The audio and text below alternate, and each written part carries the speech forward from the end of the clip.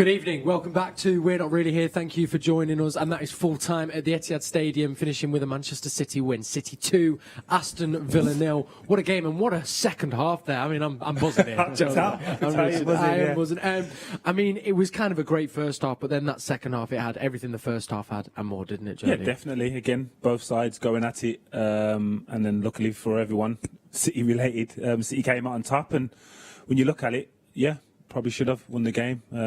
Again, Villa defended well, but they defended a lot harder and had to defend a lot harder than we did.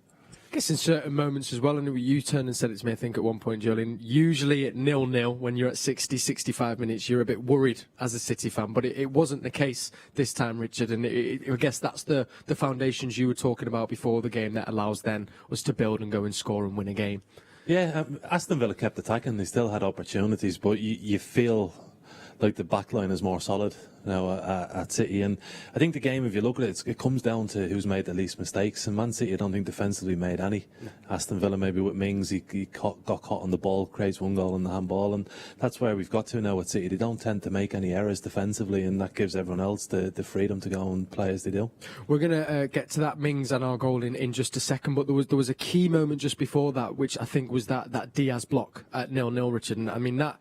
I watched it again, and I don't know how he's quite done that. It was a hell of a block. I think when you do something like that, you need a touch of luck as well. You know, it could have went anywhere, but he managed to get his body in the way. And from where we were watching, it just looked like it's a tap in, and it's going to be a tough game. But an unbelievable slide in to get rid of it, and it's such an important moment of the game as well.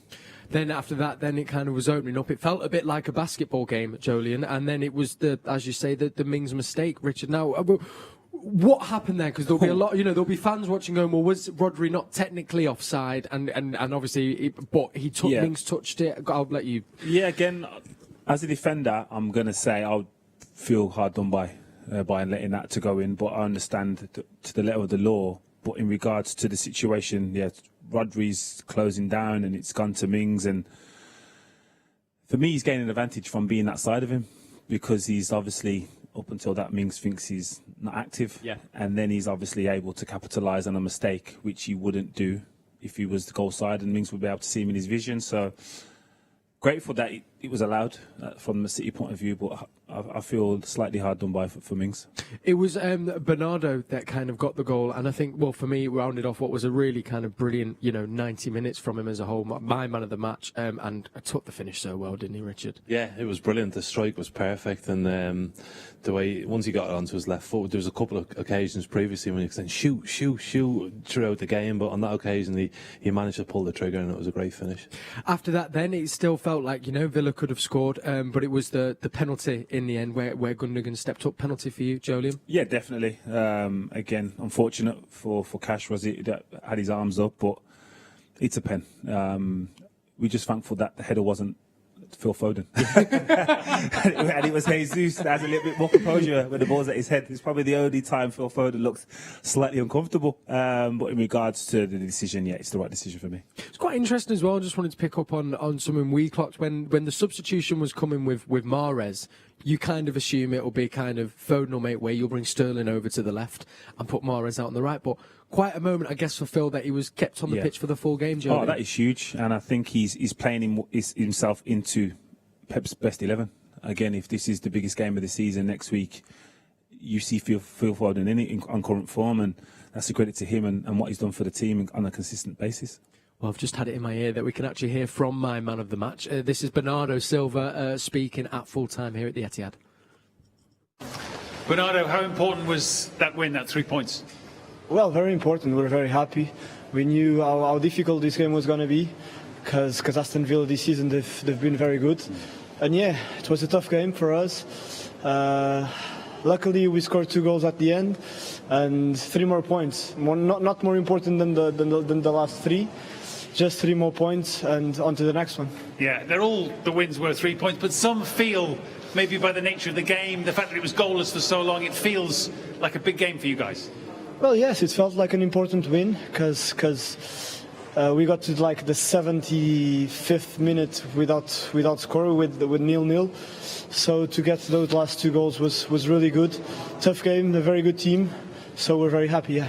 Your first league goal of the season. It's been a long time. coming, and you take it with a lot of confidence. Well, yeah, it's been a long time. I'm happy to score. I'm happy to help the team. I honestly think it doesn't matter who scores. It doesn't matter who puts the ball into the net. I'm happy today that it was me, but the most important thing is now we're leaders, I think, with the same points as Leicester. But yeah, still a long way to go, but we're happy to be on the first position. Aston Villa obviously felt there was an offside in the build-up to the goal. I don't know if you were able to ascertain that or it bothered you at the time. Well, I honestly haven't checked yet. What I think happened was that our player was offside, but then when the defender controls the ball, he stops being offside. I don't know if this is the rule or not. That's what the Premier League tell us, yeah. So yeah, that's what I thought at the moment, but I haven't checked it. Yeah, and your team, it feels like you're building a really good momentum now. 6 wins, obviously 16 games unbeaten in the Premier League. In a season like this, that kind of momentum is really important. Yeah, I think the team is doing very well, especially lately. Very solid at the back, and yeah, just as I said, still a long way to go. But we're happy with the last few games. We're happy with our momentum, and we wanted to keep going. Thank you very much. Cheers. Thanks. As Bernardo Silva there speaking at full time at the Etihad Stadium. A great performance. I mean, it was sad to see De Bruyne going off there, which looked like a slight injury, but you both assured me it could have been a lot worse. It didn't look too bad, did it, Joleon? It was all right.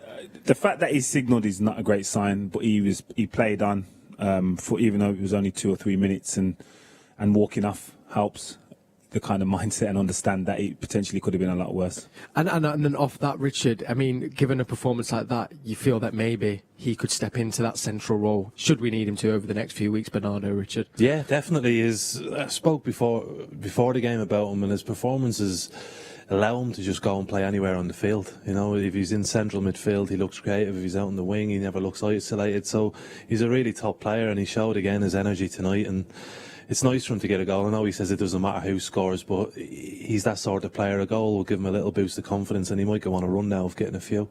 Well, that has made it 6 wins in a row, 5 clean sheets within those 6 wins, and with that win, it has moved us to the top of the Premier League table. So it feels like momentum is building. This is the perfect time to be doing it without wanting to get ahead of ourselves, Joe. Yeah, of course. And again, you just have to win the games that you're involved in and not worry about other teams and stuff like that. But now we are at the top. All eyes are going to be on Man City again. I think the kind of run at the start of the run when we was like 8th, it's helped the situation and go unnoticed that slightly. But now you're at the top. Everyone's obviously vying for that spot. And we can have a quick look. I think we've got a graphic here of our next 5 fixtures that we can just take a little look at here. So let's have a little ganders.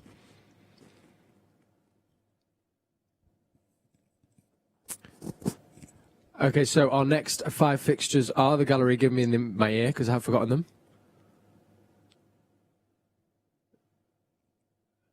We've got Cheltenham in the FA Cup. Here we are. It's a little bit slow. Cheltenham in the FA Cup.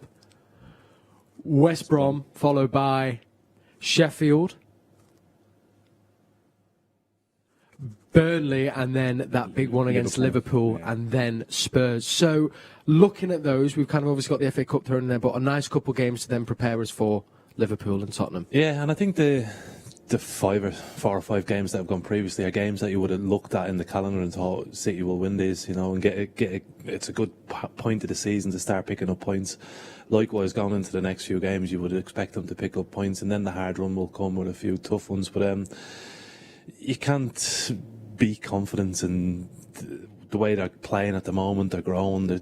Tonight it feels like a really big win. You can hear it. The atmosphere, even when they're celebrating, they seemed like they wanted this badly tonight, and they can sense that they're on a march almost. And long may it continue. Well, may it continue indeed. Final word from you, Joleon. I guess it is those wins. As Bernardo said, there's 75 minutes, no goal, then you do find a will in a way. That they kind of do mean that little bit more. I mean, I know you both had games like that, but does it give you that extra push? Yeah, definitely. When you score and win a game later on, or even get a point, it can potentially feel like a win. Yeah. And equally, if you can see to draw a game later on, it feels like a defeat. So it does mean more for whatever reason. Again, there's obviously a hard-fought game from both teams, but when you do score late on in a game, it has a little special feeling. Thank you so much to you both. Let's wrap up then with, of course, Mystery Blue. We had our guests here in the studio. Richard thought it was Danilo. I was going for the man next to me, Joleon Lescott, and you said you thought it was you, Joleon. So let's have a little look. Were one of us right here in the studio? Uh-oh. There it is! And it was it the Villa game? Villa was it? game, Yeah, was that a celebration after a goal. But was it 5? Did that finish that game? Was it 1-0? Was it 1-0? It was 1-0. There match we go. winner. Hey, Again. big. And do you want to give us the tongue back now? That was. I don't even know why they did that. To be fair. And to be fair, when I came in for every day the next week, the pictures of dogs' tongues all over my locker and stuff. No. Dead banter from the lads. To be fair. Probably Chappie, actually. Yeah, probably. Chappie. Gents, an absolute pleasure as always. Thank you. Thank you, Richard. And thank you to you guys for watching as well. So, remember, Cheltenham, we've got next at the weekend in the FA Cup. We're not really here. We'll be with you. We're going to be with you for the whole season. So, do come and join us. Hope you enjoy the rest of your week. Look after yourself, and we'll see you at the weekend.